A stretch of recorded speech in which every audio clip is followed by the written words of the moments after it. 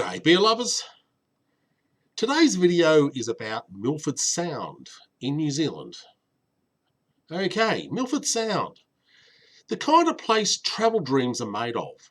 We've got towering cliffs, dramatic waterfalls, moody mist, and rain. Lots and lots of rain. How much rain, you may ask? Well, on average, Milford Sound gets between 182 to 200 wet days a year. I'll say that again, 182 to 200 wet days a year. That's around 15 to 17 soggy surprises per month. Well, let's put it another way. Your odds of staying dry in this place are about the same as winning the lottery while riding a unicorn. Annual rainfall, a whopping 6,800 to 7,000 millimetres a year. That's more water than Sydney, London and New York combined. Milford Sound is basically nature's version of a very damp celebrity, constantly showered with attention. Now, I visited during New Zealand's summer, when the brochures promised sunshine, adventure and maybe even a tan.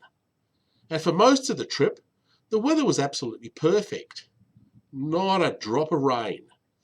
Then came the day we visited Milford Sound. It poured and poured and poured. At first, I was devastated.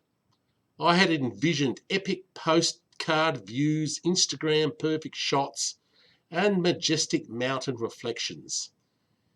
Instead, we got grey skies, soggy clothes, and what felt like the entire Pacific Ocean dumping on our heads. But then, halfway through our cruise, the weather gods had a change of heart. The clouds parted, the sun peeked through, and just like that, Milford Sound was putting on a show. We got our money shots, blue sky, misty waterfalls, mirror-like waters. A real blink and you'll miss it kind of magic. And then, as if on cue, the rain returned. Classic Milford Sound. Here's the twist though. Some people actually prefer Milford Sound in the rain. Why? Because dozens of waterfalls suddenly appeared, tumbling down the sheer cliffs like the mountains are crying tears of joy. Or maybe it's just more rain. Hard to say. Also, fun fact, Milford Sound isn't actually a sound. Nope. Despite its name, it's technically a fjord, carved out by ancient glaciers during the Ice Age. A sound is formed by river erosion, while a fjord is shaped by the mighty icy claws of glaciers.